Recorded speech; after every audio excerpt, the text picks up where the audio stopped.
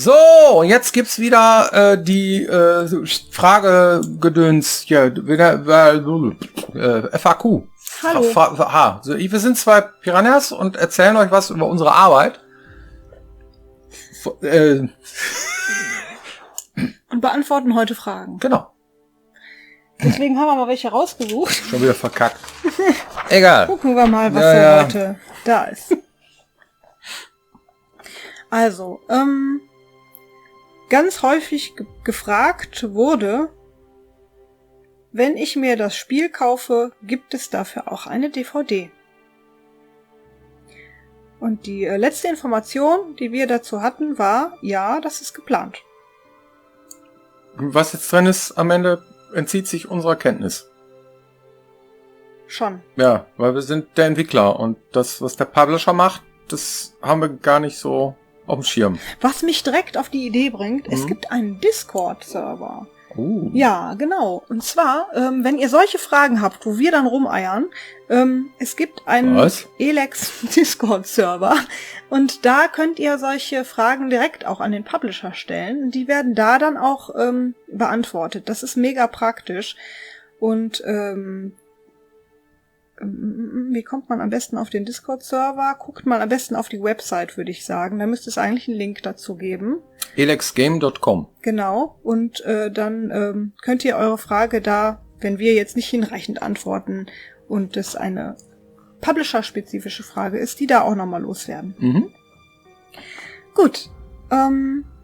Die nächste Frage ist ein bisschen kompliziert zu verstehen. Ich versuche mal zu übersetzen, fand ich aber auch ganz schön. Und zwar hat jemand geschrieben: Sucht ihr eigentlich für eure Spiele nach Kommunikationshülsen? Fragezeichen. Beispiel,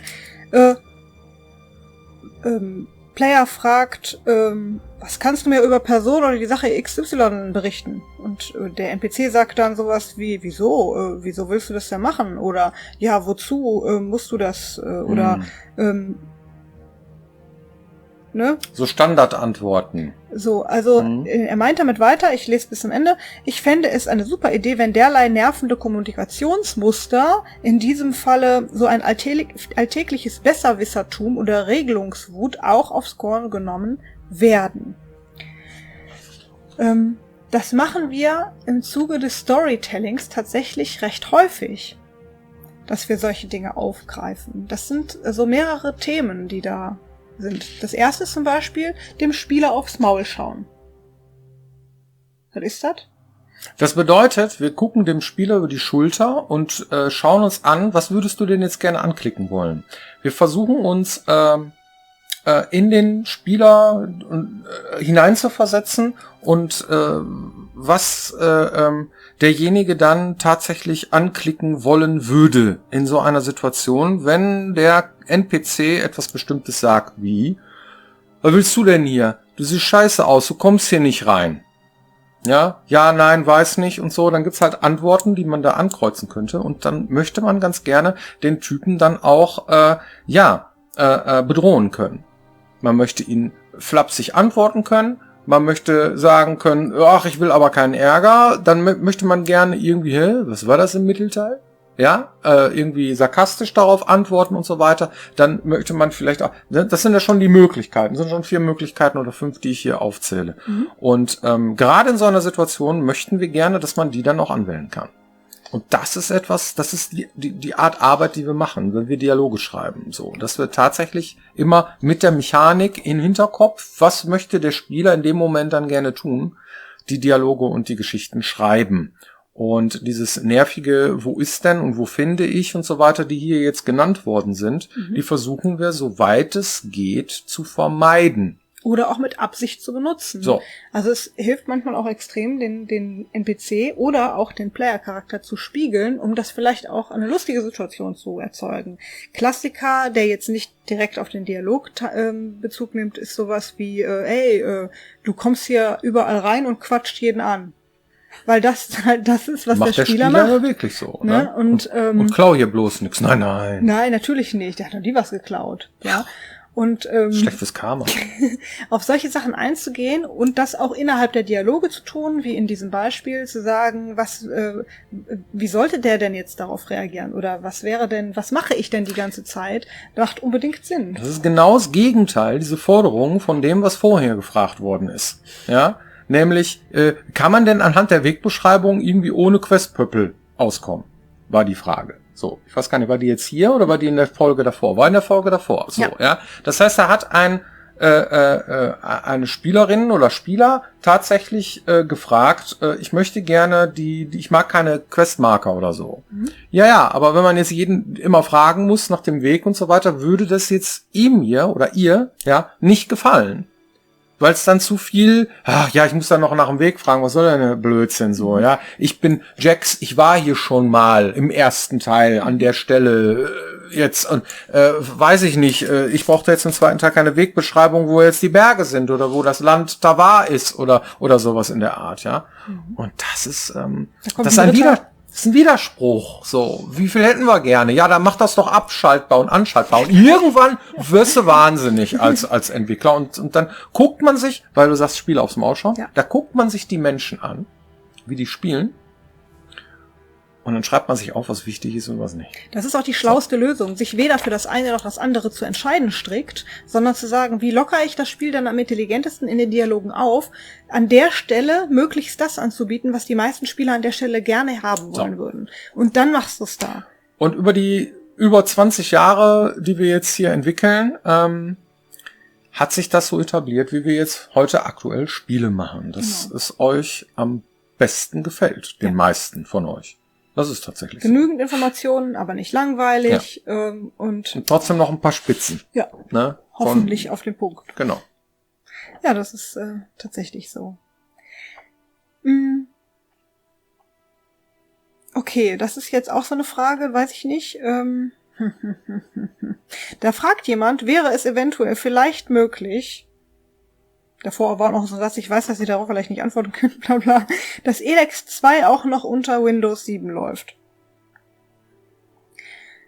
Dafür können wir nicht garantieren, denn Windows 7 wird nicht mehr unterstützt. Es kann sein, dass wir zu diesem Zeitpunkt sogar schon die Mindestvoraussetzungen gepostet haben. Ja. Müsst ihr mal gucken. Das geht, ich gehe davon aus, ne? Ich glaube, das ist auch so und das ist halt schwierig, weil da passiert nichts mehr. Ne? Das wäre eine reine Glückssache, muss man so sagen.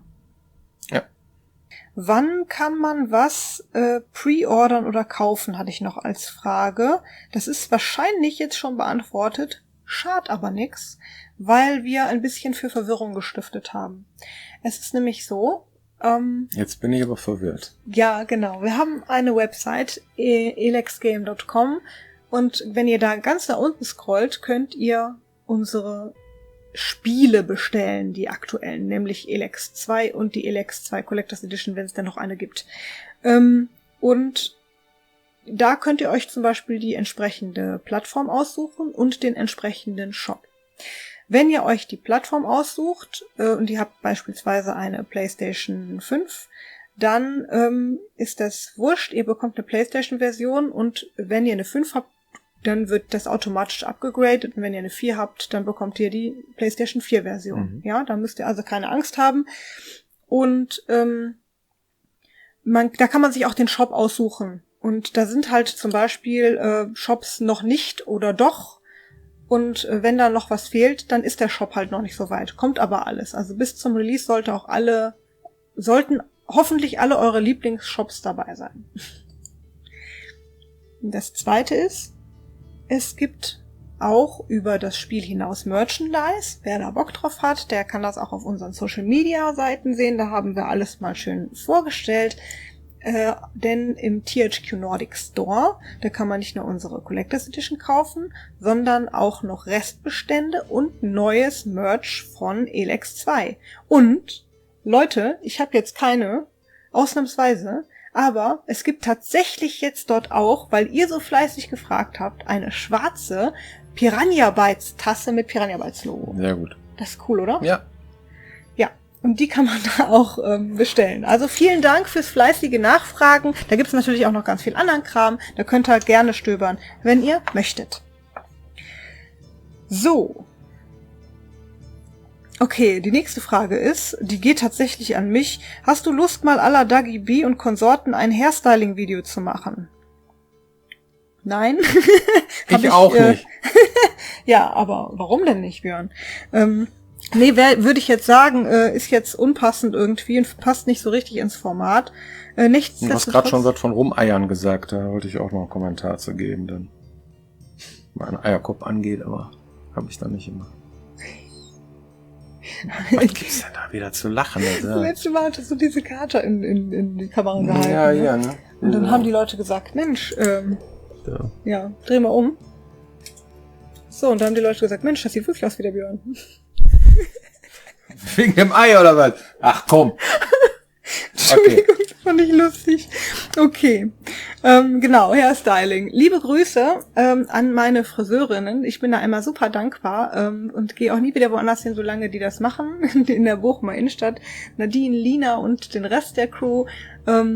Das ist sehr, sehr cool, dass die mir immer die Haare so schön schneiden. Und zwar in der Bochumer Innenstadt bei Fisch vorher. Also wer die Haare so haben will wie ich, der gehe zu den Mädels. Und das ist eine super Sache, das finde ich toll. Und was mache ich mit der Haare? Das Schöne ist, wenn man den Schnitt einmal hat, ganz einfach, Wasser an, Kopf drunter, nass, waschen, trocken, rubbeln mit Handtuch und anschließend einfach nach oben föhnen. Bisschen Wachs, reinkneten, nach oben, Haarspray drauf. Fertig. Und beim nächsten Mal erzähle ich euch, wie man die Murmel rasiert. Genau. Ich sehe immer aus wie der Weihnachtsmann, ne? Mit meinem Schaum überall. Das stimmt, wenn du dir gerade eingeschäumt bist. Mhm. Am lustigsten finde ich das auf dem Festival. War ja so lange keins. Aber ja, das ist so lustig. Irgendwie, wenn das Campingzelt irgendwie, alle anderen, irgendwie der eine schmeißt den Grill an und Björn reibt sich erstmal die Murmel ein mit Schaum. Schon lustig. So.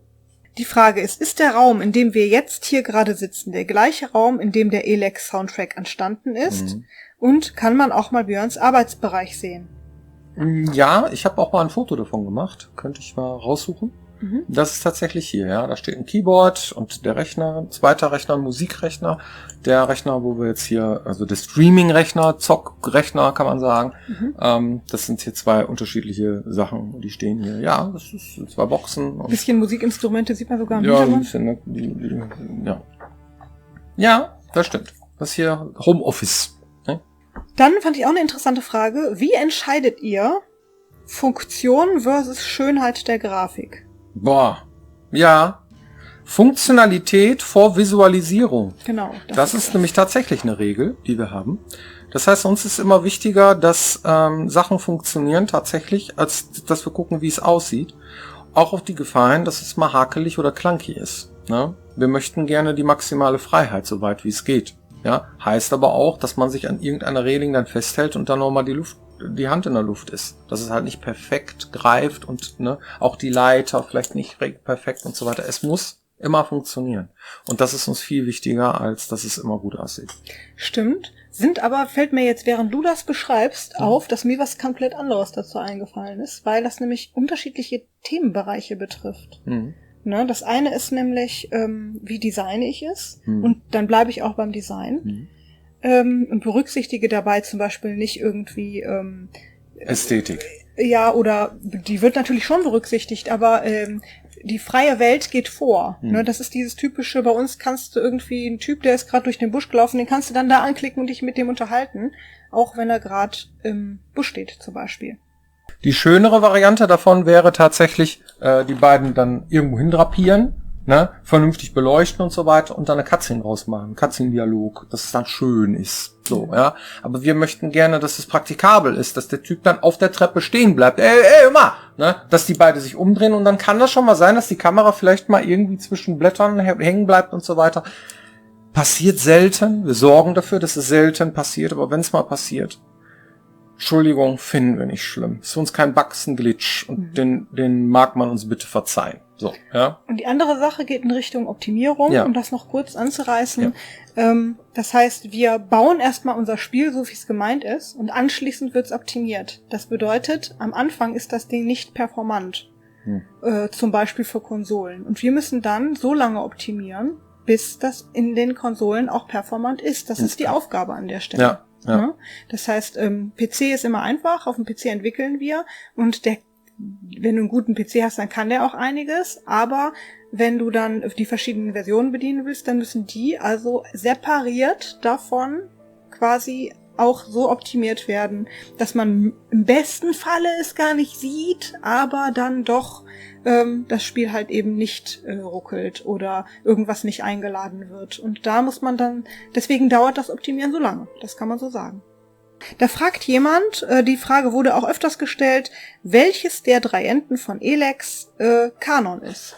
Es sind sogar tatsächlich mehr Enden als nur 3.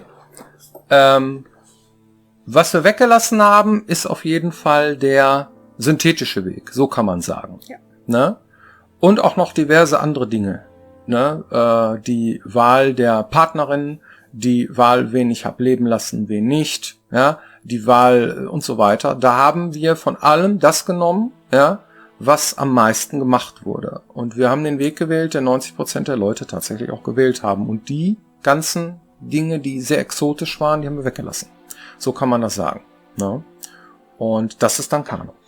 Wobei man dazu sagen kann, dass wir zugunsten des Storytellings in der Zwischenzeit, also von Elex 1 auf Elex 2 ja auch noch so eine Zeit haben, in der auch Dinge passiert sind. Und die haben auch Einfluss auf die Geschichte des zweiten Teils. Also nicht nur das, was ihr schon gespielt habt, sondern auch das, was dazwischen ist. Und das Ergebnis davon, das spielt und seht ihr quasi dann, wenn ihr Elex 2 in den Händen haltet und die Geschichte weitererzählt. Und dann gibt es sehr viel mehr neue Entscheidungen, die ihr führen könnt, oder auch Dinge, wo ihr dacht, das ist also mit der Figur passiert und das erfahrt ihr dann quasi erst. Also das muss man dazu auch noch berücksichtigen. Wir sind auf jeden Fall Freunde von keine Logikfehler einzubauen.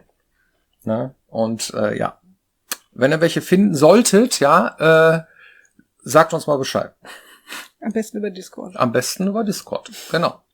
Alles klar, dann vielen Dank für eure Aufmerksamkeit und hoffentlich sehen wir uns nächste Woche wieder hier, wenn es heißt Piranha Becken TV. Genau. Macht's gut. Tschö. Ja, ist kompliziert. Ist echt kompliziert. Bin mal gespannt, wie es ankommt. Ich auch.